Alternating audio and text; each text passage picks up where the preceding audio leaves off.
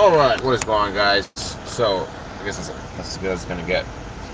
Alright, so, what's going on, guys? So, I just wanted to make this video because I was talking about fighting games and I wanted to record my thoughts here, so I figured, why not make a live about it, right?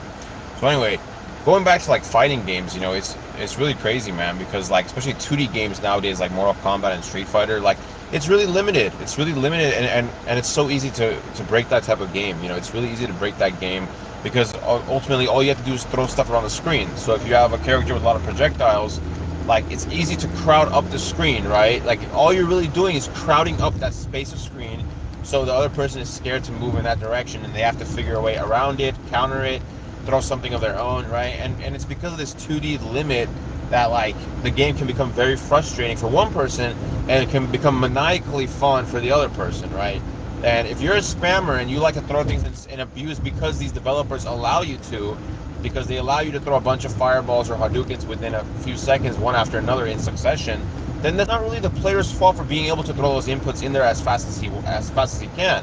It's the developer's fault because they didn't put any cooldown between the moves. Okay, so I was talking to some guy at GameStop yesterday, or a couple days ago. I think he was like the manager, like typical white dude with a Mortal Kombat tattoo on his wrist, and we were talking about the game, but something that actually astounded me that he said is that he quits when he faces certain characters like Shiva in Mortal Kombat 11 because he says it's impossible to dodge her thing, which is not true. I mean, yes, it's difficult and it's annoying, but you have to predict it and you're able to double sidestep away. And it's only like the more advanced players who understand frame data and hitboxes that understand this. Or if you're a developer, you will definitely understand this. So I find it weird that sometimes people complain about certain characters. Dude, the entire game is broken. Your job to be the best is to find a way to break it yourself and fuck people up using some kind of crazy tactic, right?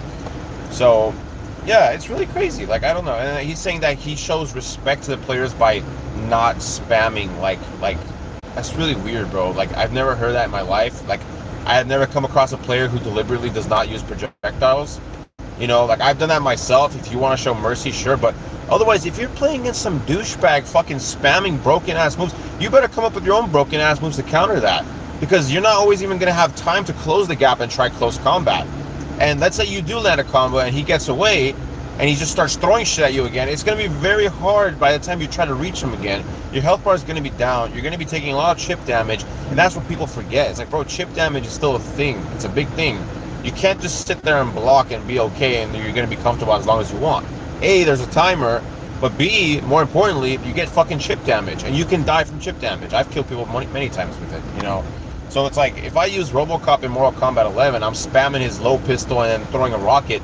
It gets many people. And if that doesn't work, I do have my close combat tactics for afterwards. I have my combos ready to go, right? But what I noticed is that he's not as quick and flexible as other more ninja-y characters like Melina or fucking Kotal Kahn with this big-ass sword that can cover a huge amount of space within a half a second or just one fucking frame. He's just in your face. His sword's in your face. And it's so fast that even when I predicted I knew the guy was going to attack me, I put a fucking input for the shield, the counter shield from RoboCop, and it still didn't work. It got overridden by his big ass sword. So it's just fucking crazy, man. Fighting games in general, I just find it pretty crazy. And that's why I try to explore other games, like anime games, like Naruto Storm 4. I know Demon Slayer made their own, the same company, but they made their own and it just didn't really work very well. I know these games are obviously not perfect, have their own glitches. Believe me, I already know that. But at least they try something else. And it's not the same old 2D shit that we've been seeing since 1993 or whatever. So I just think that's really obsolete and outdated. And maybe something that would be cool would be a VR type of simulation of it.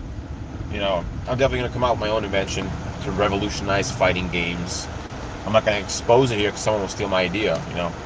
Maybe Pegasus, so I don't want to say it, But anyway, thanks for watching, guys. If you watched it, that's awesome, great.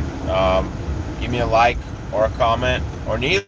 But if you want to talk about games, particularly fighting games, I'm always here to chat. Thanks a lot for watching, guys, and as always, it's been a blast. Till next time, bye-bye.